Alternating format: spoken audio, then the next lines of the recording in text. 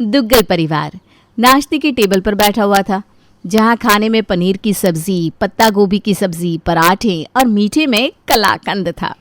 पर टेबल पर इतना अच्छा खाना परोसे जाने के बाद भी दुग्गल साहब के चेहरे पर खुशी नहीं दिख रही थी। क्या जीवन है, इस चार दीवारी के बीच में टेबल पर बैठकर खाना खाओ, वो भी ऐसा खुली हवा तक शरीर को नहीं लगती। अरे तो छत पर बैठकर खा लेते हैं, लग जाएगी हवा। छत पर बैठने से ये खाना बदल जाएगा क्या मेरी प्यारी सोमा? अब इस खाने में क्या बुराई है?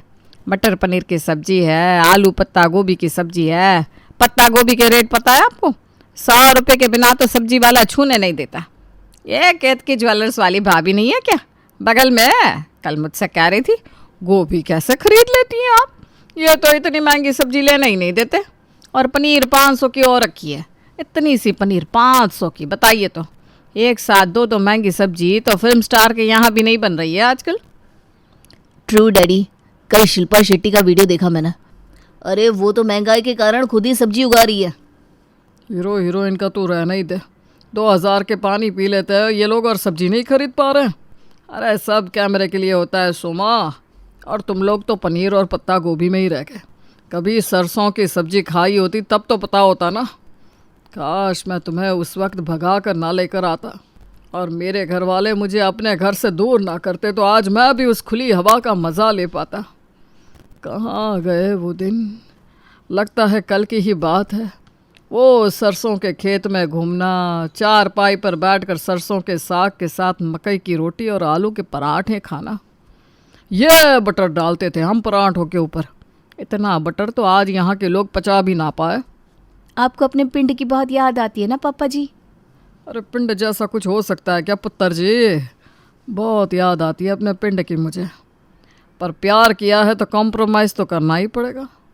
अपना गांव छोड़कर इस शहर में आ गए जहां अड़ोसी पड़ोसी भी हाल चाल पूछने नहीं आते। इतने साल हो गए, अब तो आपकी बहू भी आ गई, अब भी आपके घर वालों ने आपको माफ़ नहीं किया। और आप अपने घर नहीं जा सकते, पर अपने पिंड तो जा ही सकते ना पापा जी? नहीं जा सकते ना भाभी। पापा ने गुस्से में अपने घर वालों से कहा था कि अब वो इस पिंड में तब तक पैर नहीं रखेंगे जब तक बेबे के घर से उन्हें कॉल करके बुलाया ना जाए। अब वो लोग तो बुलाने से रहे, बिना बुलाए जाएंगे, ये तो अपनी बात पर ना रहना हो जाएगा ना। और दुग्गलों ने कभी अपनी बात काटी नहीं है। एक बार जो मुंह से निकल गई सो निकल गई। अपने ससुर जी को ऐसे उदास देखकर प्रिया को बड़ा बुरा लगता है। वो दोपहर में आलू के पराठे बनाती है, वो भी बटर मारकर। आलू के पराठे, बहुत अच्छी कोशिश किया बहू। इससे मुझे कैसा याद आया कि मेरी चाची बहुत अच्छे आलू के पराठे बनाती थी और मैं हमेशा रसोई से चुरा चुरा कर पराठे खा लिया करता था। उस चोरी के खाने में जो मिठास थी ना, और जो कलेजा हरा होता था, उस खाने को खाकर वो तो इटालियन चाइनीज़ कुछ भी खा लो कहीं नहीं मिलेगी। खा तो लेते थे, फिर जो मार पड़ती थी क्या बताऊँ, तब तो रो देते थे। अब वही सब याद आ रहा है। हे भगवान, कुछ ऐसा करो ना कि पापा जी वो दिन फिर से जी सके। यहाँ प्रिया आंखें बंद करके भगवान से प्रार्थना करती है। वहाँ दुग्गल साहब का फ़ोन बजता है। Unknown number. दुग्गल साहब फ़ोन उठाते हैं और फ़ोन के उस तरफ होती है उनकी चाची। तेरे भतीजे की शादी है, आ रहा है कि नहीं? पापा जी ने तो मुझे पिंड में आने से मना किया था ना। दूर फिट्टे मुंह, जैसा बाप वैसा बेटा। कब्र में तो पैर पड़े हैं तेरे बाप के, अब क्या घमंड दिखाएगा? आजा, शांति से पूरे परिवार को लेके आजा, मुझे अपनी बहू को भी तो देखना है। कल की गाड़ी से आ रहा हूँ मैं चाची जी। चलो सब पैकिंग कर लो, तुम सबको गांव दिखाता हूँ। और सभी मिलकर गांव के लिए निकल जाते हैं। ट्रेन से उतरते ही सामने खड़ी होती है वर्सावा जाने की बस। यहाँ से कोई कैब नहीं मिलेगी क्या पापा?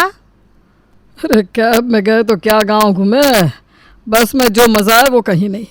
मैं तुझे ट्रैक्टर में बिठाऊंगा बेटा जी, आजा बस की सवारी करते हैं। बस में खेतों के बीच से प्रिया पहुंचती है अपने असली ससुराल, अपने पुश्तैनी घर, जहां बाहर ट्रैक्टर लगे हुए थे और सभी चारपाई पर बैठकर गप्पे लड़ा रहे थे। ऐसा माहौल मिलेगा क्या उस शहर में? सच्ची पापा जी, इतनी भीड़ तो हमारी सोसाइटी मीटिंग में भी नहीं होती जितनी यहाँ नॉर्मली दिख रही है। अरे आ गया मेरा यार। परजाई जी भी आइए, आइए आइए, बैठिए बैठिए। सरसों का साग तैयार है दोस्त। तुझे याद है कि मुझे सरसों का साग पसंद था? किस नाई के पास बाल कटवाता था तू, तेरा फेवरेट हेयर कट क्या था ये भी सभी को याद है। ये पकड़ लस्सी का ग्लास और एक घूंट में पी जा, तब तक खाना लग जाएगा। सभी सरसों के साग के साथ पराठों का मज़ा लेते हैं। सच में ये सब्ज़ी तो बहुत टेस्टी है। अब समझ में आया कि पापा जी को मेरे हाथ के बने खाने में स्वाद क्यों नहीं आता था। अरे भाई, जिसने ये खाना खाया हो उसे दूसरा खाना पसंद आए तो कैसे। अब ताई जी, आप मुझे सिखा सकते हो कि सरसों का साग कैसे बनाया जाता है? हाँ बेटा जी, बिल्कुल। यहाँ तो आए दिन सरसों का साग बनता रहता है। रात में बनाऊंगी तो रसोई में मेरे साथ रहना, तुझे समझ में आ जाएगा। प्रिया बिल्कुल वैसा ही करती है और 2-3 बार में उसे सरसों का साग बनाने का आइडिया लग जाता है।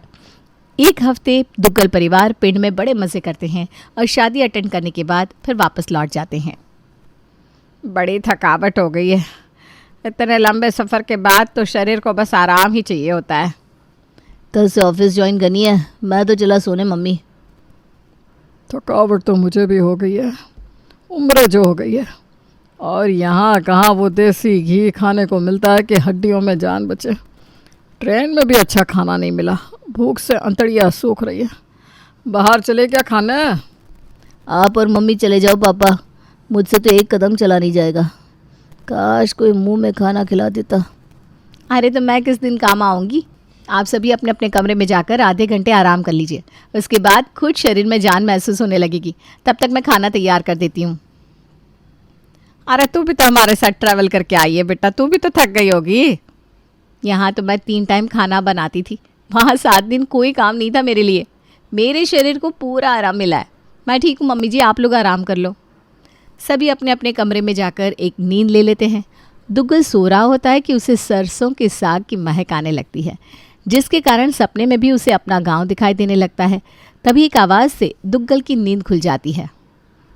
अपना गांव तो अपना गांव ही है, साग की सुगंध यहाँ तक आ रही है। ज़रूर वहाँ ताई जी साग बना रही होगी। ताई जी नहीं, आपकी बहू जी ने बनाया है सरसों का साग। चलिए, बाहर खाना लग गया है। सभी डाइनिंग टेबल पर जाकर खाने के लिए बैठ जाते हैं। आप ना होती तो हमारा क्या होता भाभी। वाह वाह वाह, बहु मज़ा ही आ गया। तूने तो आज मुझे पिंड की याद दिला दी। शोमा, कल मैंने जो आपको 50,000 रुपये रखने के लिए दिए थे वो मेरी बहू को दे दीजिएगा। पहली बार मेरे पसंद का सरसों का साग बनाया है बहू ने। थैंक यू पापा जी। क्या बताऊँ मैं आपको, पूरे रास्ते में यही सोच रही थी कि घर जाते ही आपके लिए सरसों का साग बनाऊंगी। थक तो मैं भी गई थी, पर आपके चेहरे की खुशी के आगे सारी थकावट उठ गई। मेरी मेहनत सफल हो गई। आपको गुमसुम देख देख कर ना मैं परेशान हो गई थी, इसीलिए गांव जाती ही सबसे पहले मैंने ये सब्ज़ी बनाना सीख लिया और पहली बार में ही अच्छी बन गई सब्ज़ी। इससे अच्छा क्या हो सकता है। I am so happy. प्रिया तो इतनी खुश हो जाती है कि कुछ कहना ही नहीं। वो छोटे छोटे कंटेनर में सरसों का साग पैक करके अपने पड़ोसियों को भी बांटने जाती है। ये क्या चीज़ खिला दी तुमने मुझे प्रिया? अब मैं रोज़ रोज़ ये सब्जी बनाने को कहूँगी तो परेशान मत होना। बिल्कुल नहीं भाभी, मैं तो उल्टा खुश हो जाऊंगी, पर उसके लिए आपको मेरे घर आना पड़ेगा। ठीक है, फिर मैं ले आऊँगा वृंदा को तुम्हारे यहाँ, मेरी गारंटी है। एक एक करके प्रिया सभी के घर जाती है और सभी सरसों का साग खाकर प्रिया की बड़ी तारीफ करते हैं। बहुत अच्छा लगा मुझे कि तुम मेरे घर सब्जी लेकर आई हो, वरना यहाँ कोई किसी से बात ही नहीं करना चाहता। सब में इतना एटीट्यूड भरा पड़ा है कि क्या बताऊँ। मैं और मेरे हस्बैंड कुछ दिन पहले ही यहाँ शिफ्ट हुए हैं, 15 दिन हो गए होंगे मुझे, पर पता ही नहीं था कि तुम मेरे बाजू में रहती हो। सब अपनी दुनिया में रहेंगी तो किसी को तो पहला स्टेप लेना ही पड़ेगा ना प्रीति। सो मैंने ले लिया। मुझे लगता है इसके बाद से सोसाइटी में सभी लोग साथ में मिलना जुलना शुरू कर देंगे। बाकियों का तो पता नहीं, अब मेरा अड्डा तुम्हारे घर पर ज़रूर होने वाला है। एंड आई मस्ट से, इससे अच्छी सब्ज़ी तो इतने दिनों में मैंने इस शहर के किसी भी रेस्टोरेंट पे नहीं खाई। 2 साल हो गए मेरी शादी को, ना ऐसा फ्लेवर कहीं खाने को मिला, न इतने समझदार पड़ोसी मिले। पर कुछ मिसिंग लग रहा है। वो क्या है ना, मुझे पनीर की सब्ज़ी बड़ी पसंद है। मैं कुछ भी खा लूँ, पनीर तो मुझे याद आ ही जाता है। तो अगली बार तुम्हारे लिए पनीर की सब्ज़ी पक्का। प्रिया अब हर रोज़ सरसों का साग बनाना शुरू कर देती है, जिससे उसके पापा जी तो बड़े खुश थे। और आज दुग्गल की खुशी में चार चांद लगाने के लिए प्रिया की नई नई सहेलियां भी आ जाती हैं। नमस्ते अंकल जी, मैं आपकी पड़ोस में रहती हूँ। वो तो मैं समझ गया बेटा जी, पर ये हाथ में क्या है? आज पहली बार आपके घर आई हूँ, इसलिए मिठाई का डिब्बा लेकर आई हूँ। अपने ही घर में मिठाई लेकर आओगे क्या बेटा? तुम तो आराम से बैठो और फरमाइश करो। ऐसे ही आते रहा करो बेटा जी, अच्छा लगता है। पड़ोस वाले तो रिश्तेदार की तरह होता है। हम खाने पर बैठने वाले थे। आ जाओ, तुम सब भी आ जाओ। आज सब्जी में कुछ स्पेशल है, खास करके प्रीति को ध्यान में रखते हुए बनाई गई है। और ये कहकर प्रिया सभी को परोसती है सरसों पनीर का साग। ओ भाई, तूने तो बल्ले बल्ले कर दी, मज़ा आ गया। आज जाकर मुझे संतुष्टि मिली है। यहाँ जब भी कहीं पनीर की सब्जी खाती थी ना तो कुछ मिसिंग लगता था। जो सब्जी अच्छी लगती थी उसमें पनीर नहीं होता था। आज फाइनली इस सब्जी में सारे फ्लेवर्स भी हैं और पनीर भी। मज़ा आ गया भाई। प्रिया की बनाई सब्जी उसकी सहेलियों को बड़ी अच्छी लगती है, जिससे प्रिया का मोरल और बूस्ट हो जाता है। एक रोज़ प्रिया वृंदा के घर पर बैठी उससे बातें कर रही थी। तभी वृंदा की सास कहती है, कभी हमारे लिए भी सरसों का साग बना दो बेटा जी। बिल्कुल बिल्कुल आंटी जी, आप आज रात को ही खाने पर आ जाइएगा। आपकी कोई फ्रेंड हो तो उसे भी साथ लेते आइएगा। घर भरा भरा रहे तो अच्छा ही है ना। रसोई का खाना जितने लोगों तक जाए, खाना उतना ही हल्का होता है। और रात के खाने में प्रिया बनाती है सरसों प्याज की सब्जी। प्याज का जो फ्लेवर आ रहा है ना बेटा जी, क्या बताऊं। आहा, मज़ा आ गया, बिल्कुल मुंह खुल गया। तू मेरी रोटी तो गिन रही है ना वृंदा? पता चला ज़्यादा खा लिया मैंने और रात को कोई और रास्ता खुल गया। कहाँ कुछ खाया है आंटी जी आपने? 6 पराठों में होता क्या है? और ऐसे भी किसी की रोटियां नहीं गिननी चाहिए। आजकल आपके घुटनों में दर्द रहता है ना, इसलिए मैंने खास करके प्याज का इस्तेमाल किया है। लहसुन भी डालिए ताकि आपके शरीर में इम्यूनिटी रहे।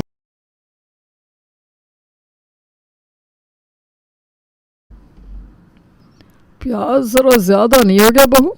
इसमें सरसों कहाँ रह गई, समझ में नहीं आ रहा। रोज़ रोज़ एक ही सरसों की सब्जी खाकर ज़बान बंद ना जाए ना, इसलिए वैरायटी अच्छी है पापा जी। एक तो तुम्हें दिमाग में रखकर वो सरसों की सब्जी बनाती है और तुम उसमें भी कमी निकाल रहे हो। चुपचाप खा लो। इतने सब के बाद प्रिया शांत नहीं बैठती। बिस्तर पर लेटे लेटे भी प्रिया को गांव का नज़ारा और सरसों की सब्जी याद आ रही थी। ये रोज़ रात को तुम सीलिंग को देखकर कौन सी रेसिपी सोचती रहती हो? अब सो भी जाओ। पर प्रिया को नींद कहाँ आने वाली थी। अगली सुबह सभी नींद से जाकर जैसे ही अपने कमरों से बाहर आते हैं तो वो क्या देखते हैं कि हॉल में डाइनिंग टेबल और सोफ़ा सेट की जगह चारपाई है। ये क्या है बहू? रोज़ रोज़ आप गांव नहीं जा सकते, पर गांव तो यहाँ आ सकता है ना पापा जी। सरसों की सब्जी डाइनिंग टेबल पर बैठकर खाई तो क्या खाई, इसलिए मैंने सीधा यहाँ चारपाई मंगवा ली। तू कितना सोचती है मेरे लिए बेटा, कितना सोचती है। थू थू थू थू, नज़र ना लगे तुझे। ये कुछ ज़्यादा ही नहीं हो गया? पापा तो समझ ही नहीं रहे। कुछ चीज़ों को एक टाइम के बाद ज़्यादा स्ट्रेच करने से प्रॉब्लम बढ़ती है, और बढ़ती हुई प्रॉब्लम मुझे तो दिख रही है। और जैसे ही प्रिया के घर पर चारपाई लगती है, अगल बगल के फ्लैट की औरतों का जमावड़ा भी उनके घर पर लगना शुरू हो जाता है। अब दिन भर बस चाय पानी, इधर की उधर और बैठकर गप्पे लड़ाना। शाम को सोमा जब वॉक से लौटती है, लगता है मैं किसी और के घर में आ गई हूँ। पर ये चारपाई तो हमारे ही घर पर लगी हुई थी। ये हमारा ही घर है, पर यहाँ इतनी भीड़ क्यों हो रखी है भाई? अरे भाभी जी, दरवाजे पर खड़े होकर क्या सोच रही हैं आप? ये आपका ही घर है, आइए आइए। बहू ना सरसों बेबी कॉर्न चिली बना रही है। क्या? हाँ जी। सरसों और बेबी कॉर्न साथ में कौन बनाता है? ये तो कुछ नहीं मम्मी, रात को सरसों सोयाबीन का साग बनाने वाली हैं भाभी। सही में क्या बहू? हाँ मम्मी जी, वो क्या है ना, दीदी कह रही थी कि बड़े दिनों से उन्होंने सोयाबीन की सब्जी नहीं खाई, तो मैंने सोचा सरसों के साग और सोयाबीन का मिक्सचर बना देती हूँ। अब आप ही समझाइए भाभी को मम्मी कि मैंने सोयाबीन की सब्जी बनाने को क्यों कहा था। प्रिया ने तो हद ही कर दी थी। शायद ही कोई सब्जी बची हो जिसके साथ प्रिया ने सरसों के साग को मिलाकर एक नई डिश तैयार ना की हो। रात को करण ऑफिस से वापस लौटता है और अपना टिफ़िन चारपाई पर रख देता है। टिफ़िन किचन में ले जाओ प्रिया, मैंने नहीं खाया खाना, सब वैसे का वैसा पड़ा है। अरे पर क्यों? कितनी मेहनत से सब्जी बनाती हूँ मैं, और तुम पूरी की पूरी टिफ़िन वापस ले आते हो। एक ज़रा निवाला मुंह से नहीं लगाया तुमने। मैंने साफ साफ कहा था ना कि आज सरसों का साग मत देना। भरवा करेला खाने का मन है मेरा, तो तुमने सरसों के साथ करेला बना दिया। अरे साथ कहाँ बनाया था करण, मैंने तो भरवा करेला ही बनाया था। वो अलग बात है कि करेले के अंदर सरसों के साग की स्टफिंग थी। आप बताइए पापा जी, कुछ गलत किया क्या मैंने? आपको पसंद तो आया सरसों का साग? पसंद तो है, पर बहू ऐसे छोड़िए सब। बता रात के खाने में क्या बना रही है तू? सोयाबीन सरसों का साग पापा जी। ये सुनते ही सभी दुग्गल की ओर देखने लगते हैं। मेरे लिए खाना लगाने की ज़रूरत नहीं है, मैं अपने लिए बाहर से कुछ ऑर्डर कर लूँगा। मेरे लिए भी ऑर्डर कर देना भैया। इस सरसों के साग के साथ बाकी सारी सब्जियों का मिश्रण खा खा कर मेरे मुंह का स्वाद बिगड़ गया है। आज फिर अगर मैंने सोयाबीन भी सरसों के साथ खा ली ना, तो या तो मैं सरसों से नफरत करने लगूंगी या फिर सोयाबीन से। अरे ज़्यादा मंगाओगे तो मुझे भी दे देना। सभी की बातें सुनकर प्रिया की आंखें भर आती है। तभी जैसे ही दुग्गल भी ऐसा ही कुछ कहता है कि प्रिया की आंखें झलक आती है। पापा जी आप भी? तू रो मत बहू, तू तो सबके लिए अच्छा करना चाह रही है, पर तूने इस बार कुछ ज़्यादा ही कर दिया। गांव का माहौल लाने के लिए तू हमारे 2 कमरे के फ्लैट में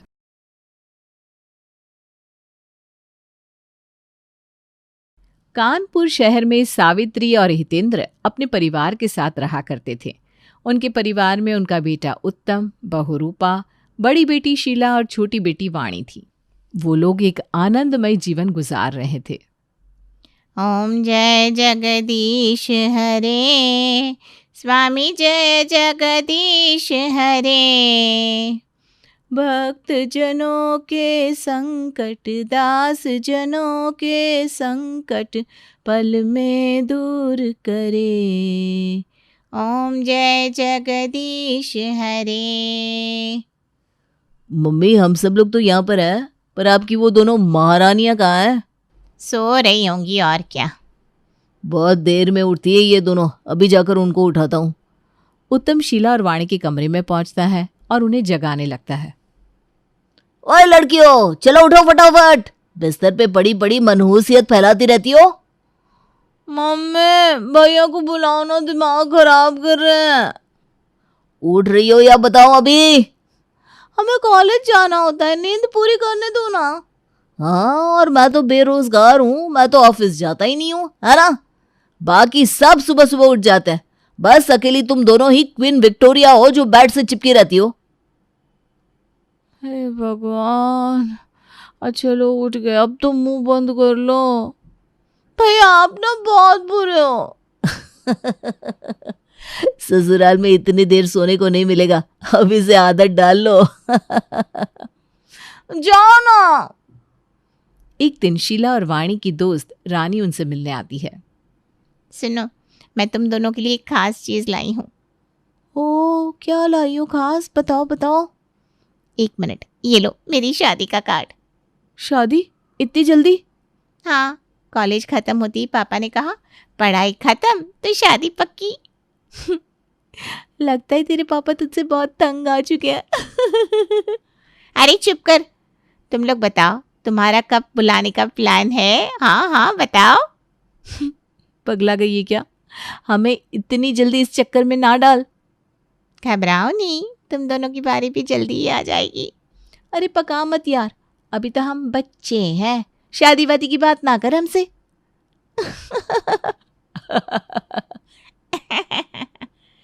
तीनों जोर से हंसती हैं। कमरे के बाहर खड़ी सावित्री उनकी ये बातें सुन रही थी। फिर एक दिन सावित्री, रूपा, शीला और वाणी बाजार के लिए घर से निकलती हैं। गली के मोड़ पर उन्हें उनकी पड़ोसन रमा मिल जाती है। अरे वाह सावित्री, पूरी पलटन लेके कहीं घूमने जा रही हो क्या? अरे नहीं, बस थोड़ी बहुत खरीदारी के लिए जा रहे हैं। अच्छा अच्छा, मैं तो एक शादी में जा रही हूँ। वैसे तुम बताओ सावित्री बहन, तुम्हारी दोनों बेटियां भी जवान हो गई हैं, कब कर रही हो इनकी शादी? अरे आंटी, हम तो अब अगले जन्म में ही शादी करेंगे। हाँ, अभी तो हम मम्मी पापा की लाडली बेटियां हैं, कैसे छोड़कर चली जाए।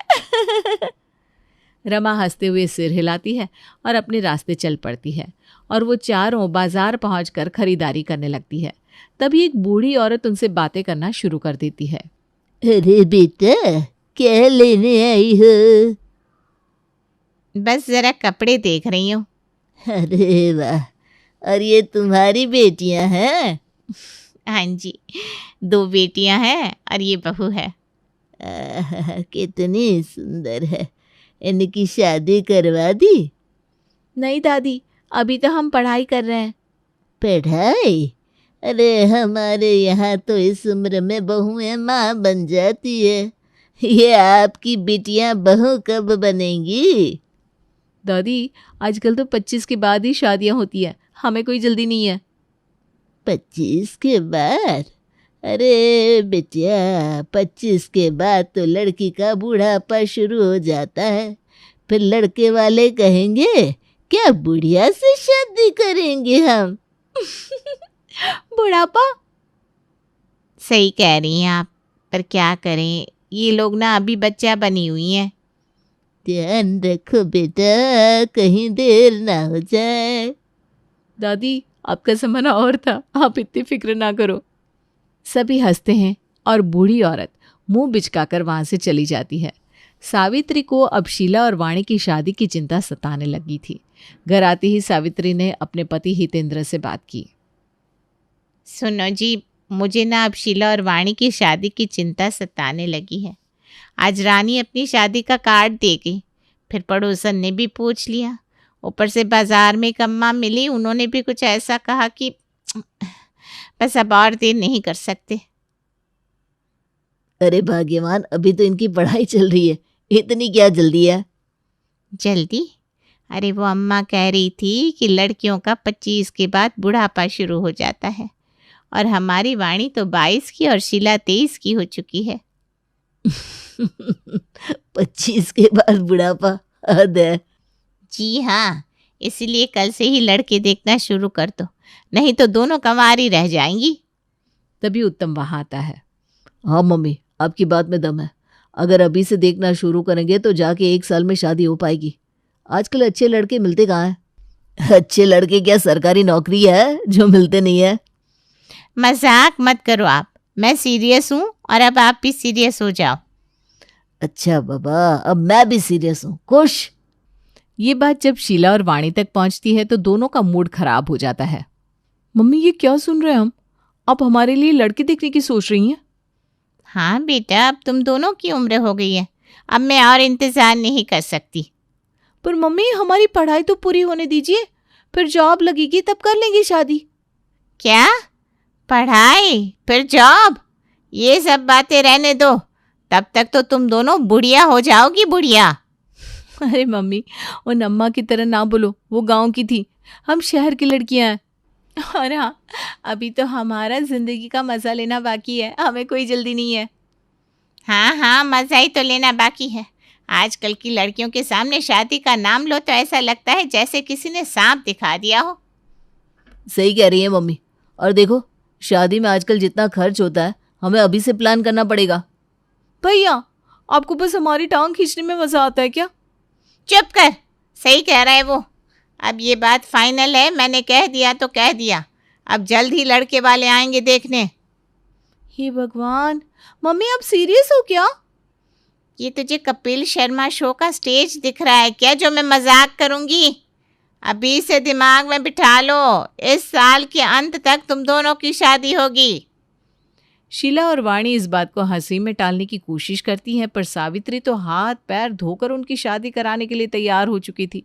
अगले दिन सावित्री सुबह सुबह उठा देती है और कहती है, चलो उठो नालायक हो, आज तुम दोनों को देखने लड़के वाले आ सकते हैं, इसलिए उठकर तैयार हो जाओ फटाफट। मम्मी हमें कॉलेज जाना है आज। कॉलेज कल चली जाना, ये काम ज्यादा जरूरी है। मम्मी प्लीज हमें थोड़ी राहत दे दो, अभी हमें शादी नहीं करनी। नहीं, अब ये बहाने बिल्कुल नहीं चलेंगे, मैं तुम्हारे अच्छे के लिए कह रही हूँ। चलो जाओ, तैयार हो जाओ। ठीक है मम्मी, बुलाओ। किस महाराजा को बुला रही हो? महाराजा ही आएगा, अब ज्यादा बातें मत बनाओ और तैयार हो जाओ। शीला और वाणी उठती हैं, पर तैयार होने के बजाय मौका पाकर वो हितेंद्र के पास जाती है और कहती है, पापा हमें आपसे एक बात करनी है। क्या हुआ बेटा? पापा हमें इतनी जल्दी शादी नहीं करनी, मम्मी को समझाइए ना, वो जिद पर अड़ी है। बेटा तुम तो जानती हो ना, तुम्हारी मम्मी का फैसला पत्थर की लकीर होता है। मैं उनके सामने कुछ नहीं बोल सकता। पापा आप तो हमारी आखिरी उम्मीद थे। अरे बेटा, तुम्हारी मम्मी से पंगा कौन ले सकता है? मैं तो बस उनकी हाँ में हाँ मिलाता हूँ। वाह पापा, बड़े हीरो निकले आप। अब दोनों बहनें उत्तम और अपनी भाभी रूपा से बात करने का फैसला करती हैं। दोनों उत्तम और रूपा के साथ बहाने से आइसक्रीम खाने निकलती हैं और बात शुरू करती हैं। भैया, मम्मी शादी की धुन में पागल हो गई है, अब समझाओ ना उन्हें। शादी की बात ही तो हो रही है, इसमें इतना डर क्यों? भैया प्लीज़ मजाक मत बनाओ, हमारी जान निकली जा रही है।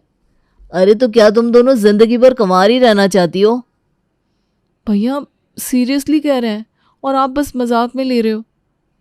देखो, मैं कुछ भी नहीं कह सकती, वो मेरी सास है और सास के आगे बहू का बोलना मतलब महाभारत।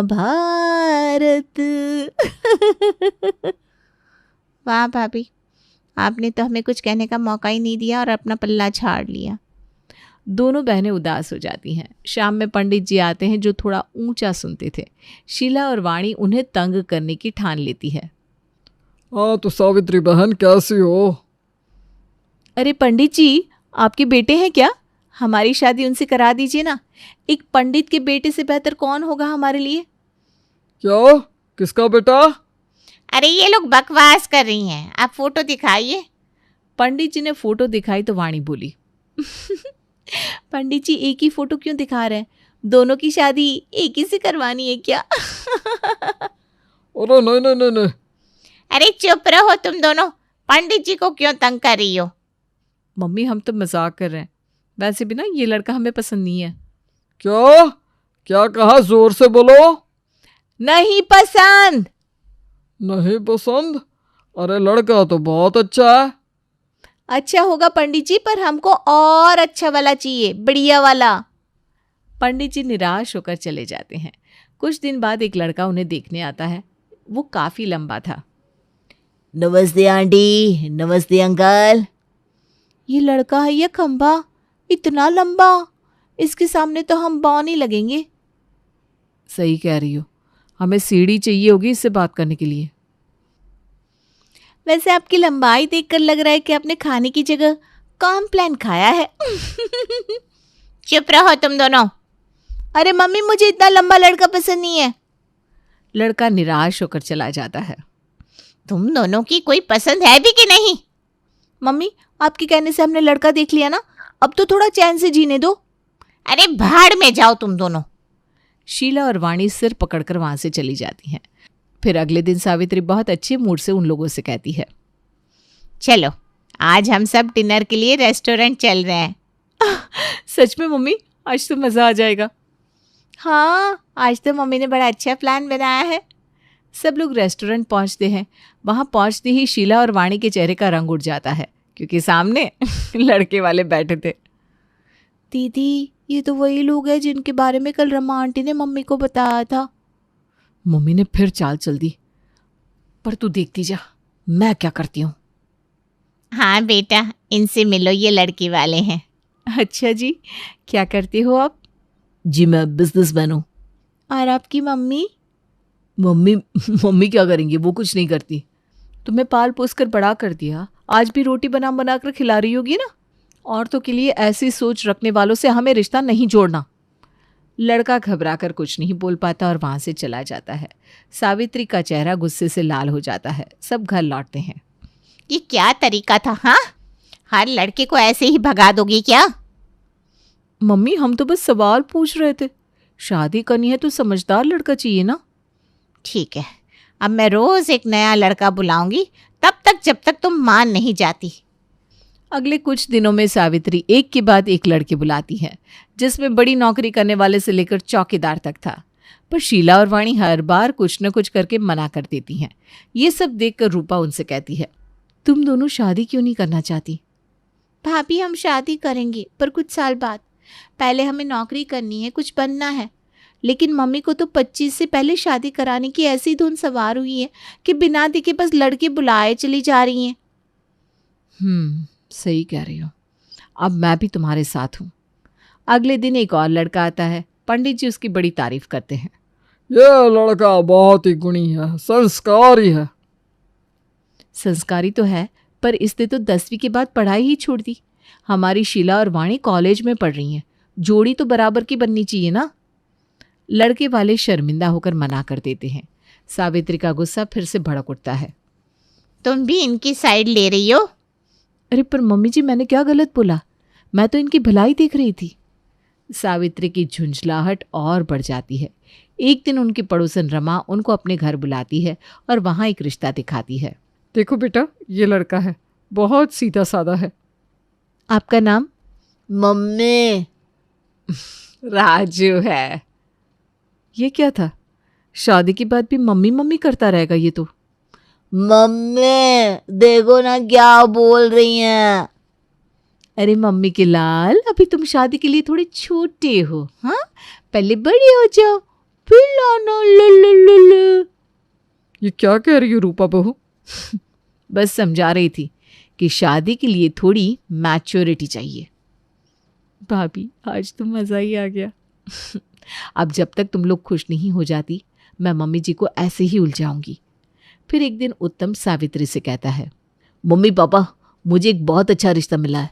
ये मेरा कलीग है और अच्छा लड़का, मेहनती, संस्कारी और ईमानदार भी, और परिवार भी अच्छा है। चलो, आखिर किसी ने तो सीरियसली सोचा हमारे घर की लड़कियों के बारे में। पर आप इसे कितने दिनों से जानते हो? क्या सच में यकीन है कि वो ठीक रहेगा? हाँ, क्यों? वो मेरा कलीग है, काफी समय से जानता हूँ उसे। लेकिन वो यहाँ का रहने वाला भी नहीं है। उसकी फैमिली कैसी है, संस्कार, वैल्यूज वगैरह के बारे में कुछ पता भी है आपको? रूपा, तुम्हें तो हर बात में बस कमी निकालनी है। क्या चाहती हो तुम? इन लोगों की शादी ना हो? आखिर कब तक ये ऐसे ही बैठी रहेंगी? हाँ रूपा, तुम हर बार कोई ना कोई बहाना निकाल देती हो। शादी करनी है इन दोनों की और तुम बस टालती रहती हो। बहाना? आप लोग ये समझ रहे हैं कि मैं बहाना बना रही हूँ? मैं सिर्फ इतना कह रही हूँ कि किसी भी फैसले में लड़कियों की भी राय होनी चाहिए। आप सबने क्या कभी इनसे पूछा कि ये कब शादी करना चाहती हैं? इनकी क्या मर्जी है? अच्छा, और तुम्हारी शादी किस उम्र में हुई थी? तुम भी तो इसी उम्र में घर आ गई थी। हाँ, और मुझसे भी नहीं पूछा गया था। बस एक दिन बताया गया कि मेरी शादी हो रही है और अगले दिन मैं ससुराल भेज दी गई। मुझसे तब किसी ने नहीं पूछा था कि मैं तैयार हूं या नहीं। और अब आप लोग वही गलती दोहरा रहे हैं कि लड़कियों की कोई इच्छा नहीं होनी चाहिए। रूपा, ये सब बातें कहने का कोई मतलब नहीं है। ये हमारे रीति रिवाज है। लड़की तो पराया धन है, जितनी जल्दी उसकी शादी हो जाए उतना अच्छा। पराया धन? ये कौन सी सोच है? ये घर शीला और वाणी का भी उतना ही है जितना सबका। जिंदगी इनकी है तो फैसला आपका क्यों? क्या इन्हें ये चुनने का अधिकार नहीं कि उनका जीवन साथी कौन होगा और कब होगा? तुम कहना क्या चाह रही हो? मैं कह रही हूँ कि लड़कियों की भी इच्छाएं होती हैं, सपने होते हैं। क्या गलत है अगर ये दोनों अपने पैरों पर खड़ा होना चाहती हैं, अपनी पहचान बनाना चाहती हैं? जब ये खुद तैयार होंगी तभी शादी का फैसला होना चाहिए। भाभी, आपने आज वो कहा जो हम खुद कहने की हिम्मत ही नहीं कर पाए। हाँ भाभी, हम अपनी जिंदगी में कुछ बनना चाहते हैं। शादी की जल्दी नहीं है हमें। मैं अपनी बच्चियों को समझ ही नहीं पाई। मम्मी जी, ये आपकी बेटियां हैं, आपको इनसे बात करनी चाहिए और इनकी बात को समझना चाहिए। बाहर वालों की बातों से घर के फैसले लेना सही नहीं है। बहू बिल्कुल सही कह रही है। हाँ, तुम्हारी भाभी सही कह रही है। लड़कियों की भी इच्छाएं होती हैं, मेरी भी थी, लेकिन वो तो कब की मर गई मुझे याद भी नहीं। पर अब मैं तुम लोगों के साथ ऐसा नहीं होने दूंगी। मुझे माफ़ कर दो। मुझे भी माफ़ कर देना। मैंने बिना समझे ही तुम दोनों पर दबाव डालने की कोशिश की, पर अब मुझे समझ में आ गया है। अरे, आप लोग माफ़ी ना मांगो। हम दोनों तो बस यही चाहते थे कि आप सब समझे कि शादी एक लड़की का हक है, मजबूरी नहीं। धन्यवाद भाभी, आपने हमारे लिए आज वो किया जो शायद हम खुद भी नहीं कर पाते। अब से हम सब तुम्हारी मर्जी के बिना कोई फैसला नहीं करेंगे। शादी तब होगी जब तुम दोनों पूरी तरह से तैयार होंगी, और वो भी उसी से जिसे तुम पसंद करोगी। सभी खुश होकर एक दूसरे को गले लगाते हैं और मुस्कुराते हैं। इस तरह परिवार में सब एक दूसरे की बात समझते हैं और ये सीखते हैं कि हर लड़की का शादी का फैसला उसी की मर्जी से होना चाहिए। ये है सेठी परिवार। जिनका सूर्यनगर मोहल्ले में एक अच्छा खासा मकान है और मोहल्ले में काफ़ी इज्जत भी है। कावेरी के 2 बेटे हैं, आकाश जो बड़ा बेटा है और उसकी शादी विनीता से हो चुकी है, और उसकी एक बेटी भी है, और कावेरी का छोटा बेटा है विराट, जिसके लिए कावेरी अब लड़की ढूंढ रही है। विराट घर से ऑफिस जाने के लिए निकल रहा था। हाय विराट, तू तो दिन ब दिन बड़ा ही सोना होता जा रहा है। अब बड़ा हो गया है तो सोना तो होगा ही, और अब तो इसकी इंटरनेशनल कंपनी में नौकरी भी लग गई है। अरे वाह, ये तो तूने बड़ी अच्छी खबर सुनाई कावेरी। इस बात पे मिठाई तो खिला। अरे मिठाई तो खिलाऊंगी, लेकिन पहले इसके लिए कोई लड़की बता। अब विराट की शादी की उम्र हो गई है, बस अब मेरी छोटी बहू आ जाए तो हमारा परिवार भी पूरा हो जाएगा। अरे विराट के लिए लड़कियों की लाइन लगी होगी।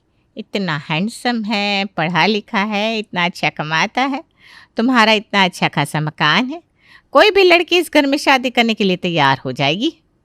हाँ वो बात तो है, लेकिन लड़की मिलनी भी तो चाहिए ना। तेरी नज़र में कोई लड़की हो तो बता ना। अरे और किसी को क्यों ही देखना है, मेरी भतीजी है ना, मेरे छोटे भाई की बेटी गीत, बड़ी गुणवान लड़की है, पढ़ी लिखी है, दिखने में भी बड़ी सुंदर है। अरे फिर तो इससे ज़्यादा और क्या चाहिए। अगर तेरे परिवार की बेटी है फिर तो अच्छी ही होगी। अरे हाँ हाँ, बहुत अच्छी है मेरी भतीजी गीत। तुम कहो तो आज ही मेरे भाई भाभी से बात कर लूँ। अरे नेकी और पूछ पूछ, आज ही बात कर ले। निम्मो कावेरी से बात करने के बाद अपने भाई भाभी के पास आती है और उनसे विराट के लिए गीत के रिश्ते की बात करती है। अरे भैया, मैं आपको क्या ही बताऊँ, बहुत ही अच्छा लड़का है विराट, और दिखने में तो बिल्कुल हीरो लगता है, हीरो। कमाता भी अच्छा है। हमारे गीत के लिए तो वो घर बहुत ही अच्छा रहेगा। जी आपको पता है ना, हमारी गीत थोड़ी सी चुलबुली है, उसे घर का ज़्यादा काम नहीं आता, और उसका खाने में भी इतना हाथ कुछ खास अच्छा नहीं है। अरे उसकी चिंता तुम मत करो, वो सब मैं संभाल लूँगी शांति। मेरी भतीजी है गीत, इसलिए कावेरी कुछ पूछेगी भी नहीं उससे। मुझे तो सही लग रही है निम्मो की बात। शांति, मुझे भी नहीं लगता कि इससे अच्छा ससुराल हमें गीत के लिए मिल सकता है। बिल्कुल सही सोच रहे हैं आप भैया, और मैं तो हूँ ही पड़ोस में, कोई भी तकलीफ होने नहीं दूंगी गीत को। हाँ ये बात सही है, आपके पड़ोस में होने से गीत के लिए हमें चिंता भी नहीं रहेगी। तो फिर मैं कावेरी से बात कर लेती हूँ, और जितना जल्दी हो सके उतना जल्दी इन दोनों का रोका करवा देती हूँ। निम्मो की बात दोनों परिवारों को काफ़ी पसंद आई थी, इसलिए दोनों परिवारों ने मिलकर विराट गीत का रिश्ता भी कर दिया और शादी का मुहूर्त भी निकलवा दिया। अरे क्या चल रहा है कावेरी? बस शादी की तैयारियां चल रही है निम्मो, और क्या। हाँ आंटी जी, अब तो शादी में वक्त ही कितना रह गया है, इसलिए सब कुछ जल्दी जल्दी कर रहे हैं। ये देखिए, हमने तो खरीदारी भी शुरू कर दी। ये सूट तो बहुत सुंदर है, ये तुमने गीत के लिए लिया है क्या?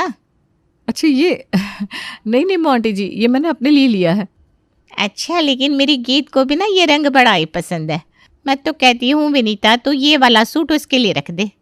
अरे लेकिन ये सूट तो विनीता को भी बड़ा पसंद आया है। कोई बात नहीं माँ जी, नई दुल्हन हमारी गीत है, अगर उसे ये पसंद आएगा तो कोई बात नहीं, मैं दूसरा कोई देख लूँगी। हाँ, ये सूट ना उसके लिए ही रख दे। निम्मो के कहने पर विनीता ने अपना सूट गीत के लिए रख दिया। ये तो छोटी सी बात थी, इसलिए किसी ने उस पर ध्यान नहीं दिया, लेकिन निम्मो के मन में अब ऐसा था कि उसे गीत के लिए सब कुछ अच्छा ही करना है, इसलिए अब वो हर काम में ये ध्यान रख रही थी कि गीत को सबसे अच्छा मिले और ज़्यादा मिले। आओ गीत, तुम्हारा इस घर में स्वागत है।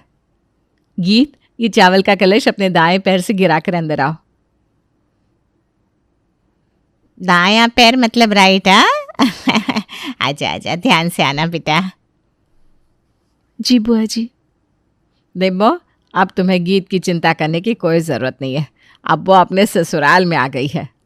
हाँ आंटी जी, अब हम हैं गीत का ध्यान रखने के लिए। हाँ हाँ, लेकिन मैं भी क्या करूं, गीत को बचपन से अपनी बेटी की तरफ पाला है, इसलिए उसके लिए चिंता रहती है ना बस। हाँ वो बात तुम्हारी सही है, लेकिन यहाँ इतने लोग हैं अब गीत का ख्याल रखने के लिए, हैं? ठीक है, अब मैं चलती हूँ। गीत बेटा अपना ख्याल रखना, और अगर कोई भी दिक्कत हो तो मैं हूँ, ठीक है? जी बुआ जी। निम्मो अपने घर चली तो आई थी, लेकिन उसे अभी भी गीत की फिक्र हो रही थी, क्योंकि उसे पता था कि गीत काम करने में इतनी अच्छी नहीं है और ना ही उसे अच्छे से खाना बनाना आता है, इसलिए उसने अपने रसोई की खिड़की खोल दी जिससे वो गीत को देख पाए। अरे गीत बेटा, क्या कर रही है? बुआ जी सबके लिए चाय बना रही हूँ। तू क्यों चाय बना रही है? वो विनीता कहाँ गई? हमेशा तो वही बनाती है चाय। भाभी ना वो पिंकी स्कूल के लिए तैयार हो रही है। तुझे काम पर लगाकर खुद अपनी बेटी को तैयार कर रही है। वाह भाई वाह, तेरे आते ही उसने काम चोरी शुरू कर दी। बुआ जी ये चाय में और क्या डालते हैं? देख, मैं ना तुझे चाय का मसाला देती हूँ, उसे चाय में डालेगी तो तेरी चाय उस विनीता से भी ज़्यादा अच्छी बनेगी। ठीक है बुआ जी। निम्मो गीत को चाय का मसाला देती है, जिससे उसकी चाय और भी मज़ेदार बन जाती है और वो जानबूझकर फिर उसके घर आती है। माँ जी ये लीजिए चाय। अरे गीत, वाह क्या खुशबू आ रही है चाय की। मेरे घर तक आ रही है चाय की खुशबू तो। हाँ, ये बात तो सच है कि आज गीत ने चाय विनीता से भी कई गुना ज़्यादा अच्छी बनाई है। मज़ा आ गया भाई पीकर इसे। अरे मेरी गीत है ही ऐसी, जो भी काम करती है बड़े दिल से करती है। चाहे उसका आज ससुराल में पहला दिन है, लेकिन देखो विनीता को कितना आराम दे रही है ना? खुद सारा काम कर रही है। हाँ, विनीता वैसे तो सुबह ही काम पर लग जाती है, लेकिन आज तो गीत ने सब कुछ संभाल लिया है। शाबाश बहू। और आज तो गीत की पहली रसोई भी है। आज? हाँ, आज उसका पहला दिन है ना रसोई में, तो आज ही उसकी पहली रसोई करवा देंगे। पहले कुछ मीठा बनाएगी, फिर सबके लिए खाना बना देगी। अच्छा ठीक है, फिर मैं भी चलती हूँ। अरे तुम्हें क्या हुआ? तुम इतनी जल्दी में कहाँ जा रही हो? अरे मुझे भी तो तैयारी करनी पड़ेगी ना। तैयारी किस बात की? अरे मेरा मतलब है मुझे भी घर में खाने की तैयारी करनी है। निम्मो अपनी भतीजी गीत को इशारा करती है कि वो रसोई में आ जाए। गीत भी अपनी बुआ का इशारा समझ जाती है और रसोई में आती है। बुआ जी क्या बनाऊं आज खाने में? एक काम करते हैं, आटे का हलवा मैं बना कर देती हूँ और सब्जी भी, तो बस रोटियाँ और रायता बना दे। ठीक है बुआ जी। निम्मो गीत की पूरी मदद कर रही थी, जिससे ससुराल में उसका नाम विनीता से भी ऊंचा रह सके, लेकिन साथ ही साथ वो गीत के मन में विनीता के खिलाफ जहर भी भर रही थी। ये ले, सारा खाना बन गया है, अब जाकर सबको परोसते। हाँ थैंक यू बुआ जी। और सुन, तुम्हारी सास के सामने इस तरह जताना कि आज तो तुमने बहुत ज़्यादा काम किया है और तेरी जेठानी ने कुछ नहीं किया, समझी? लेकिन मैंने तो सिर्फ खाना ही बनाया है, वो भी आधा तो आपने बना दिया, बाकी काम तो भाभी ने ही किया है। अरे तू ये सब समझती नहीं, तुझसे जितना कह रही हूँ करना उतना। ठीक है। गीत ने ठीक वैसा ही किया जैसे उसकी बुआ जी ने उससे करने को कहा था। उसने खाना भी परोस दिया और अपनी सास के आगे इस तरह जताने लगी जैसे उसने ही सब कुछ किया हो। आज तो गीत सच में बहुत थक गई है। विनीता, तुम्हें इसका हाथ बटाना चाहिए था ना। ऐसा नहीं होता कि तुम अब जेठानी बन गई हो तो कोई काम नहीं करोगी। माँ जी ऐसा नहीं है, मैं भी खाली नहीं बैठी थी, मैंने भी पूरा दिन काम ही किया है। कोई बात नहीं माँ जी, इस पे क्या हुआ? भाभी मेरी जिठानी है, मेरा कर्तव्य है काम करना। देख विनीता, कैसे वो अभी से तुम्हारा पक्ष ले रही है। कितनी अच्छी है। और तो और क्या खाना बनाया है तुमने गीत, सच में खाकर मजा ही आ गया बेटा। थैंक यू माँ जी। विनीता को इतने साल हुए हैं, फिर भी आज तक मैंने इतना स्वादिष्ट खाना नहीं खाया कभी। खाना तो मैं भी अच्छा ही बनाती हूँ माँ जी, लेकिन लगता है अब आपको अपनी छोटी बहू कुछ ज़्यादा ही पसंद आने लगी है। अरे विनीता बेटा, ऐसे कैसे तू बात कर रही है अपनी सास से? हैं? ऐसे बात नहीं करते बेटा। देख मेरी गीत को, आज तक बड़ों के आगे कभी मुंह तक नहीं खोला इसने। अरे रहने दे निमो, लगता है आजकल की बहुओं को तमीज़ भी सिखानी पड़ती है, और विनीता को तो जैसे आजकल कुछ सूझता ही नहीं। लगता है गीत के आने से उसे जलन सी महसूस हो रही है। आपकी गीत में ऐसा कुछ भी नहीं है आंटी जी जो मैं उससे जलने लगूं। अरे बेटा शांत हो जा, गुस्सा मत कर। गीत के आने के बाद से ही निम्मो इसी कोशिश में लगी थी कि कावेरी का सारा प्यार और साथ सिर्फ और सिर्फ उसकी भतीजी गीत को ही मिले, और इस काम में वो काफ़ी हद तक कामयाब भी हो गई थी, क्योंकि अब कावेरी को भी यही लगने लगा था कि गीत ही उसकी सबसे अच्छी बहू है। गीत, ज़रा यहाँ आना बेटा, देख तो यह हार कैसा है। माँ जी ये तो बहुत अच्छा हार है। अच्छा है ना? मैं सोच रही थी ये मैं तुम्हें दूंगी, क्योंकि मैंने विनीता को भी ऐसा ही हार दिया है उसकी शादी में। अब तुम्हारी बारी है इस हार को लेने की। ये तो बहुत सुंदर है माँ जी। विनीता, ये हार ज़रा पुराना हो गया है, तुम्हारे पास अगर वक्त हो तो इसे पॉलिश करवा लाना। वैसे तो आजकल तुम मेरी कोई बात नहीं मानती। पता नहीं माँ जी आपको ऐसा क्यों लग रहा है कि मैं आपके खिलाफ हूँ। मैं तो वैसी हूँ बिल्कुल। आप मुझे हार दे दीजिए, मैं जाकर इसे पॉलिश करवा लाऊंगी। ठीक है, ले। ये बातें चल रही थी कि निम्मो के कान में हार की बात पड़ जाती है और वो गीत को अकेले में कुछ समझाती है। क्या हुआ बुआ जी, आपने मुझे यूँ अकेले में क्यों बुलाया? अरे तू तो भोली की भोली ही रह जाएगी। अपनी जिठानी को इतना महंगा हार दे रही है, कहीं उसकी नीयत खराब हो गई तो। नहीं बुआ जी, भाभी के पास तो पहले से ही ऐसा वाला हार है, वो क्यों मेरा हार लेने लगी? अरे ठीक है, नहीं लेगी, लेकिन तुझे अपनी सास को तो यही शक डालना है कि तेरी जिठानी की नज़र तेरे हार पर है। लेकिन बुआ जी हम ये साबित कैसे करेंगे कि भाभी वो हार ले रही हैं? वह सब तू मुझ पर छोड़ दे। तू बस इतना काम कर कि अपनी सास के मन में विनीता के लिए शक का कीड़ा डाल दे। निम्मो के कहने पर गीत अपनी सास के पास जाती है और विनीता के प्रति उसके कान भरना शुरू कर देती है। माँ जी, आपको नहीं लगता कि हमने भाभी को वो हार पॉलिश करवाने के लिए देकर गलती कर दी है? मैंने अपनी आंखों से देखा कि वो उस हार को ना बड़ी गौर से देख रही थी और ये भी कह रही थी कि मेरा हार उनके हार से काफ़ी अच्छा है। क्या विनीता ऐसा कह रही थी? लेकिन मैंने तो तुम दोनों के लिए एक जैसा ही हार बनवाया है। हाँ माँ जी, देखिए ना, फिर भी वो तो यही कह रही है कि आप मुझे ज़्यादा प्यार करती हैं। पता नहीं विनीता को क्या हो गया है। कावेरी और गीत बात कर रहे थे, तभी विनीता दौड़ते हुए आती है और घबराते हुए कहती है, माँ जी वो हार मेरे रूम से पता नहीं कहाँ चला गया, मिल ही नहीं रहा है। लेकिन मैंने तो तुम्हें संभाल कर रखने के लिए दिया था ना, घर से वो हार कहाँ जा सकता है? अरे और कहाँ जाएगा विनीता, तुमने ये सही नहीं किया। हार की लालच में तुम इतना गिर जाओगी, मैंने तो सोचा ही नहीं था। निम्मो, तू यहाँ क्या कर रही है? और तुझे कैसे पता चला कि हम हार के चोरी होने के बारे में बात कर रहे हैं? तू तो अभी अभी आई है और गीत भी यहीं खड़ी है, उसने भी तुझे नहीं बताया। फिर तूने आकर सीधा कैसे कह दिया कि हार चोरी हो गया है? अरे वो तो मैं क्योंकि हार इन्होंने लिया है ना आंटी जी? क्या?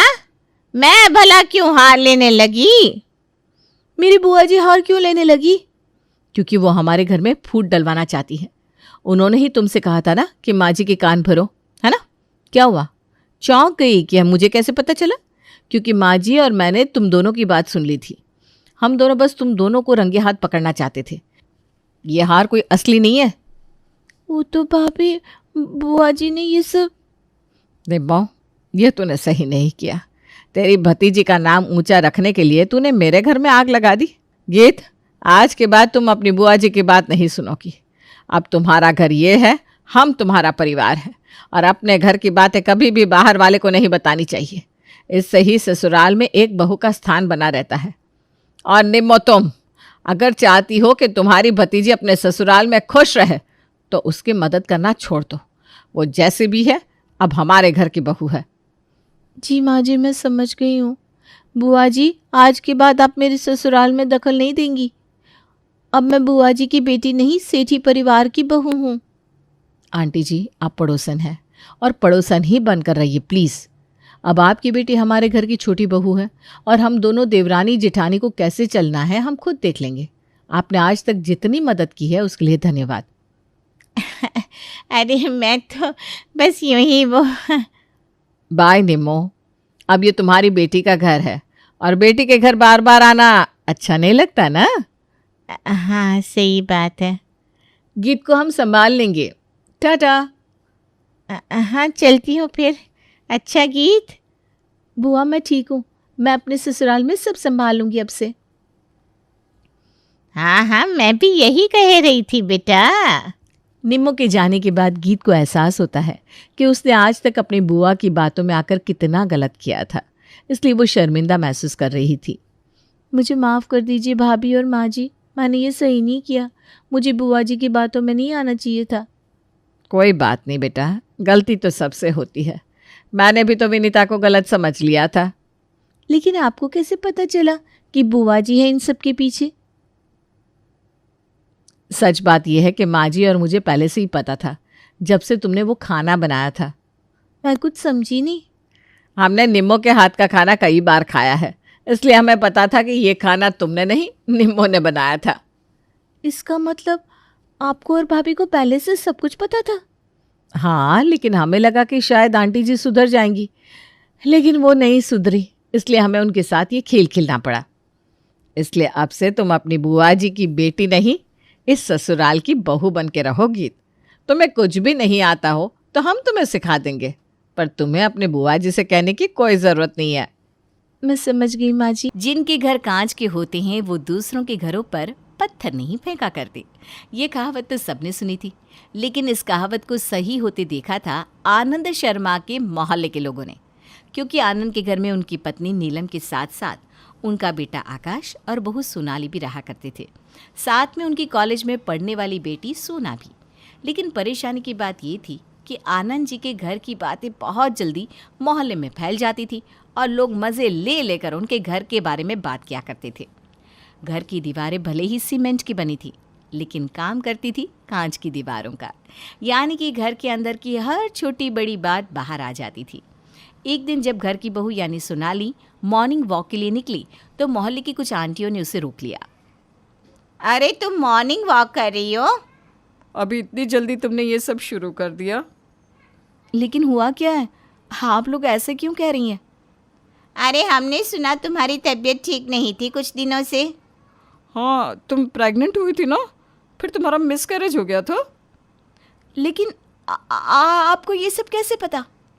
अब मोहल्ले में ना कोई बात छुपी रहती तो है नहीं।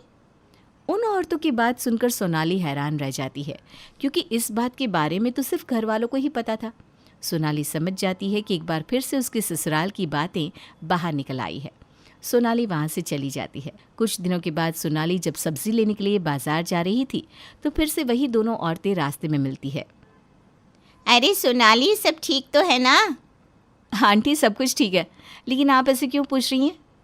अरे बहुत दिनों से तुम्हारी ननद सोना को देखा नहीं, आजकल घर से बाहर नहीं निकलती कॉलेज जाने के लिए, हैं?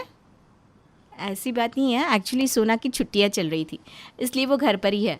कुछ दिनों के बाद एग्ज़ाम होने वाले हैं ना। अरे सोनाली बहू, झूठ बोलने से क्या होगा? अब देखो मोहल्ले में कोई बात छुपती तो है नहीं। जी क्या मतलब? आप क्या कहना चाहती हैं?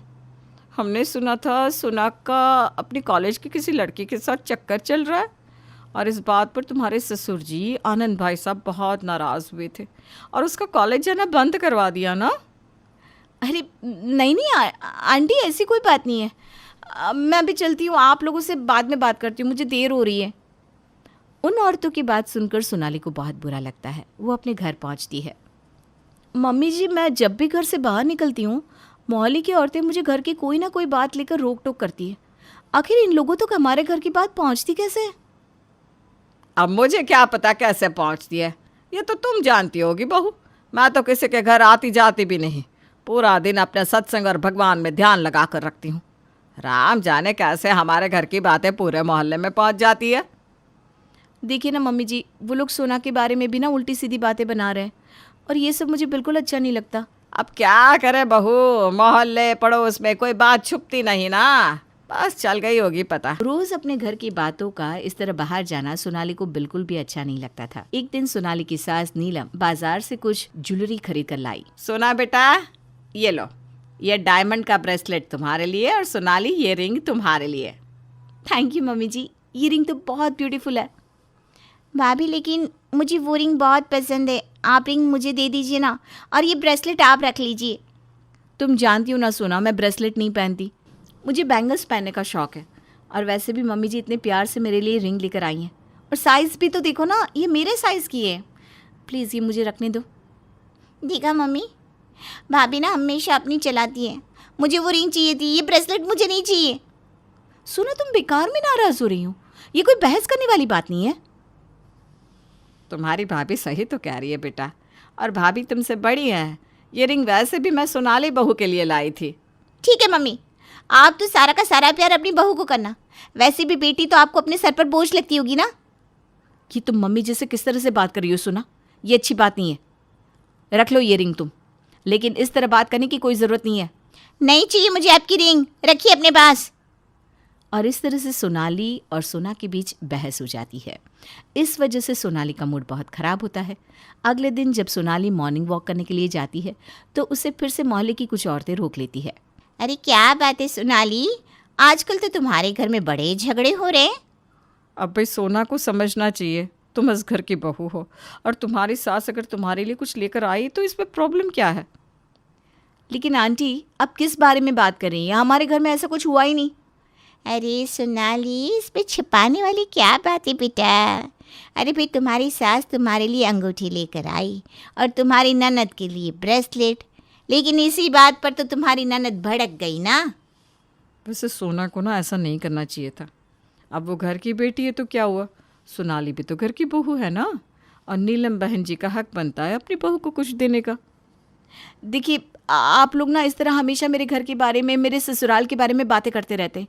ये अच्छी बात नहीं है। अरे अब अगर बातें हमारे पास पहुंचती है तो इसमें हम क्या कर सकते हैं। लेकिन आपके पास ये बातें पहुंचती कैसे हैं? मुझे तो यही समझ में नहीं आ रहा। इतना कहकर सोनाली वहाँ से चली जाती है। उसका मूड पूरी तरह से खराब हो चुका था। उसे समझ में नहीं आ रहा था कि आखिर उसके ससुराल की बातें बाहर कैसे आ रही हैं। सोनाली अपने पति आकाश के साथ इस बारे में बात करती है। देखो ना आकाश, हमारे घर में जो भी होता है वो पूरे मोहल्ले को पता चल जाता है। अरे ठीक है ना सोनाली, इसमें इतना परेशान होने की क्या बात है। लोगों का तो काम है बातें करना, करने तो बातें। लेकिन आकाश, इस तरह घर की हर छोटी बड़ी बात बाहर जाना अच्छी बात नहीं है। ऐसा लगता है जैसे हमारा घर सीमेंट का नहीं बल्कि कांच का बना हुआ है, जिसके आर पार सब कुछ नज़र आता है। अच्छा चलो ये सब छोड़ो, मैं पहले से ही बहुत परेशान हूँ। अगर तुम मुझसे इस तरह से बात करोगे तो मुझे बिल्कुल भी अच्छा नहीं लगेगा। आई एम सॉरी आकाश, क्या हो गया? तुम किस वजह से परेशान हो? अब क्या बताओ सोनाली, तुम जानती हो ना पिछले साल मैंने पापा से कुछ पैसे लिए थे अपने बिजनेस में लगाने के लिए, लेकिन अब मैं उन्हें वापस नहीं दे पा रहा हूँ। तो क्या पापा पैसे वापस मांग रहे हैं? नहीं सोनाली, लेकिन मेरी जिम्मेदारी बनती है ना। वैसे भी पापा को सोना की शादी करानी है, इसलिए मैं सोच रहा था कि उन्हें जल्दी से जल्दी पैसे वापस दे दूँ। अरे तो दे दीजिए ना, इसमें परेशानी क्या है? सोनाली किसी को कहना मत, लेकिन इस साल बिजनेस में काफ़ी नुकसान हो गया है, इसलिए अभी उनको पैसे वापस देना मेरे लिए पॉसिबल नहीं है। ठीक है, मैं इस बारे में पापा जी से बात करूंगी, आप चिंता मत करिए। लेकिन आप अपनी नुकसानी वाली बात पापा को मत बताना, वरना उन्हें अच्छा नहीं लगेगा। लेकिन अगले दिन जब सोनाली वापस से मॉर्निंग वॉक के लिए पहुंचती है तो उसे पता चलता है कि आकाश के नुकसान होने वाली बात मोहल्ले की आंटियों के पास तो पहले ही पहुंच गई थी। सोनाली को लगने लगता है कि उसका ससुराल वाकई में कांच का ससुराल था। आखिर कैसे सोनाली के ससुराल की बातें सब लोगों तक पहुंच जाती थी? जानने के लिए देखेंगे हम कहानी का अगला भाग। कहानी के पिछले हिस्से में हमने देखा कि किस तरह सोनाली के घर के अंदर की बातें पूरे मोहल्ले तक पहुंच जाती थी और इस बात से सोनाली बहुत परेशान थी। दूसरी तरफ आकाश के बिजनेस में नुकसान होने की वजह से वो अपने पापा के पैसे वापस नहीं लौटा पा रहा था। लेकिन ये बात आकाश और सोनाली दोनों ही किसी को बताना नहीं चाहते थे ताकि घर वालों को तकलीफ ना हो। अगली सुबह जब सोनाली चाय और नाश्ता लेकर अपने सास ससुर के पास पहुंची तो आकाश भी वहीं पर बैठा हुआ था। मैंने एक बहुत अच्छा रिश्ता देखकर सोना की शादी की बात चलाई है। अगर सब कुछ सही रहा तो जल्द ही हम सोना की शादी कर देंगे। पापा ये तो बहुत अच्छी बात है। वैसे भी सोना का कॉलेज कंप्लीट हो गया है, सही टाइम पर शादी हो जाए तो सब कुछ ठीक रहता है। हाँ बेटा, लेकिन लड़की की शादी करने के लिए बहुत पैसों की ज़रूरत होती है। वैसे हमें किस बात की चिंता, हमारा बेटा है वो ज़रूर हमारी मदद करेगा। आपकी बात तो सही है मम्मी जी, लेकिन अभी आकाश का बिजनेस नया नया है और सोना की उम्र भी कुछ ज़्यादा नहीं है। मुझे लगता है कि हमें 6 महीने तो सोना की शादी के लिए इंतज़ार कर लेना चाहिए। अरे बहू, ये तुम किस तरह की बात कर रही हो? क्या तुम नहीं चाहती कि आकाश अपनी बहन की शादी में पैसे लगाए और हम लोगों की मदद करें? नहीं नहीं पापा जी, आप गलत समझ रहे हैं। मेरा वो मतलब नहीं था। मुझे लगा कि आकाश ने अभी कुछ ही वक्त पहले बिजनेस शुरू किया है ना, तो वो इतने पैसे कैसे लगा पाएगा। आखिर बहू, तुमने अपना असली रंग दिखाई दिया ना। मैं तो आकाश की शादी से पहले सोना की शादी करना चाहती थी। अरे मोहल्ले की सारी औरतें मुझे कहती थी पहले बेटी की शादी कर दो, वरना बाद में बहू आ गई तो एक फूटी कौड़ी नहीं देगी। मम्मी जी पापा जी अब सोनाली को गलत समझ रहे हैं, उसका वो मतलब नहीं है। हाँ बेटा, अब तो तू बहू का ही साथ देगा ना। ठीक है आकाश, अगर तू सोना की शादी में पैसे खर्च करना नहीं चाहता तो कोई बात नहीं, लेकिन कम से कम तूने जो पैसे अपने पापा से उधार लिए हैं वो तो तुझे वापस देने ही पड़ेंगे। हाँ मम्मी, मैं जल्दी ही पापा के पैसे वापस दे दूंगा।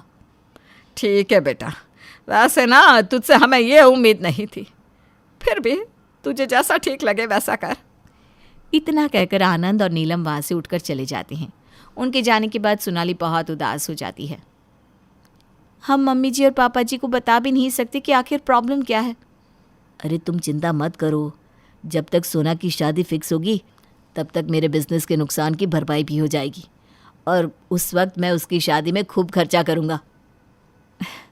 मैं भी यही चाहती हूँ, लेकिन तब तक तो मम्मी जी पापा जी हमसे नाराज़ ही रहेंगे ना। अरे कोई बात नहीं, कभी कभी कुछ ठीक करने के लिए थोड़े दिन की नाराज़गी चलती है, कुछ नहीं होगा, तुम चिंता मत करो। उस दिन के बाद से आनंद और नीलम दोनों ही अपनी बहू सोनाली से नाराज़ रहने लगते हैं। एक दिन सोनाली नीलम के लिए साड़ी खरीद कर लाती है और सोना के लिए एक बहुत ही सुंदर सा ड्रेस। मम्मी जी ये लीजिए, आपके लिए सिल्की साड़ी लेकर आई हूँ मैं, और सोना ये ड्रेस देखो, तुम पर बहुत अच्छा लगेगा। वैसे भी तुम्हारी सगाई की डेट पास आ रही है ना। रहने दो बहू, हमें तुम्हारे गिफ्ट की कोई ज़रूरत नहीं है, और वैसे भी अभी आकाश का नया नया बिजनेस है, तुम्हारा ज़्यादा खर्चा हो गया तो कल तुम ही हमें दो बातें सुनाओगी। और भाभी रही मेरी सगाई की ड्रेस का इंतज़ाम, तो वो पापा कर लेंगी, उसके लिए मुझे आपके पैसों की ज़रूरत नहीं है। नीलम और सोना की कड़वी बातें सुनकर सोनाली का दिल बहुत दुखता है, लेकिन वो उनसे कुछ नहीं कहती। एक दिन आनंद और नीलम दोनों आकाश और सोनाली को अपने पास बुलाते हैं। आनंद और नीलम के चेहरे पर नाराज़गी साफ साफ दिखाई दे रही थी। क्या हुआ पापा, आपने हमें बुलाया? देखो बेटा, मुझे सोना की शादी के लिए पैसों की ज़रूरत है। अब तुम तो मेरी मदद करना चाहते नहीं, तो मुझे ही कुछ करना पड़ेगा ना। बताइए ना पापा जी, आप क्या करना चाहते हैं? अरे करना क्या है, अगर तुम दोनों इस घर में हम लोगों की मदद नहीं कर सकते तो अपने लिए किराए का घर ढूंढ लो। मुझे और तुम्हारे पापा जी को तो बस एक कमरा चाहिए, बाकी का घर हम किराए पर चढ़ा देंगे। लेकिन मम्मी जी, आप समझने की कोशिश कीजिए, हम जानबूझकर ऐसा नहीं कर रहे हैं। अगर जानबूझकर नहीं कर रहा है तो फिर क्या वजह है, साफ साफ बताते क्यों नहीं हो? कोई वजह नहीं है पापा जी, सोनाली ने बस ऐसे ही कह दिया। लेकिन किराए का घर ढूंढने के लिए आप हमें कुछ दिन की मोहलत तो दे सकते हैं ना। सोना की सगाई 15 दिन के बाद है, उससे पहले पहले तुम दोनों अपने लिए नया घर ढूंढ लो। जिन लोगों को घर में सबके साथ मिलजुल कर नहीं रहना, मदद नहीं करनी, उनका एक साथ रहने का कोई फ़ायदा भी नहीं। आकाश और सोनाली वापस अपने कमरे में लौट आते हैं। आकाश, मुझे लगता है अब हमें मम्मी जी पापा जी सबको साफ साफ बता देना चाहिए। नहीं सोनाली, पापा जी और मम्मी जी ऊपर से चाहे कुछ भी कहे, लेकिन जब उन्हें पता चलेगा कि मुझे बिजनेस में नुकसान हुआ था तो वो बहुत दुखी हो जाएंगे, और हो सकता है कि उसकी वजह से वो सोना की शादी भी आगे खिसका दे। और तुम जानती हो ना, इस बात से सोना नाराज़ हो जाएगी, इसलिए हमें कुछ दिन इंतज़ार करना चाहिए। वैसे भी मेरा बिज़नेस अब थोड़ा ठीक चल रहा है, और अगले 15 दिन में मुझे एक इन्वेस्टर से काफ़ी पैसे आने की उम्मीद भी है। मैं भगवान से प्रार्थना करूंगी कि आपको वो पैसे मिल जाए और आप पापा जी की मदद कर दो और हमें इस घर से बाहर ना जाना पड़े। इसी तरह दिन बीतते जाते हैं। सोना की सगाई वाला दिन आ जाता है। नीलम कुछ सामान खरीद कर जब घर वापस लौट कर आती है तो आकाश और सोनाली को अपने पास बुलाती है। क्या हुआ मम्मी जी, कुछ काम था? मुझे माफ़ कर दो बेटा, मैंने पिछले कुछ दिनों में तुम्हारे साथ अच्छा व्यवहार नहीं किया। आकाश बेटा, मुझे भी बिना कुछ जाने तुमसे इस तरह से बात नहीं करनी चाहिए थी। लेकिन हुआ क्या है पापा जी, आप और मम्मी इतना दुखी क्यों हो?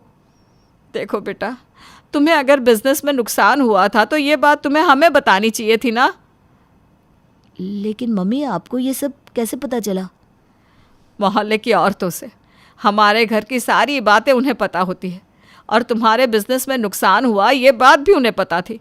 आज सुबह जब उन्होंने मुझे कहा तब मुझे इस बात का एहसास हुआ कि मैंने और तुम्हारे पापा ने पिछले कुछ दिनों में तुम्हें कितनी तकलीफ दी बेटा। हमें माफ़ कर दीजिए मम्मी जी, हम बस कुछ दिनों का इंतज़ार कर रहे थे, और वैसे भी कल एक इन्वेस्टर आकाश को बहुत सारे पैसे देने वाला है। जैसे ही बिजनेस फिर से आगे बढ़ने लगेगा, हमारी सारी प्रॉब्लम्स दूर हो जाएगी। लेकिन हमारी गलती है बेटा, हमें तुम्हारी मजबूरी समझनी चाहिए थी। कोई बात नहीं पापा, मैं और आकाश तो शुरू से ही सोना की शादी को लेकर बहुत एक्साइटेड थे और उसकी शादी में बहुत खर्चा भी करना चाहते थे। एक तरीके से घर की बातें बाहर जाने का फ़ायदा तो हमें हो ही गया। मैं कुछ समझी नहीं मम्मी जी। अगर हमारे घर की ये बातें बाहर नहीं जाती तो मुझ तक नहीं पहुंचती, और मुझ तक नहीं पहुंचती तो मैं अपने ही हाथों से अपने बेटे बहू को घर से निकाल देती। नीलम की बात सुनकर घर के सब लोग हंसने लगते हैं। हाँ मम्मी जी, वैसे बात तो आपकी सही है। मुझे लगता था कि मेरा ससुराल कांच का ससुराल है, जिसके अंदर की कोई बात अंदर रहती ही नहीं। लेकिन आज इस कांच के ससुराल का फ़ायदा मुझे समझ में आ गया है। घर की बातें बाहर जाना कभी कभी फ़ायदे का सौदा भी बन जाता है।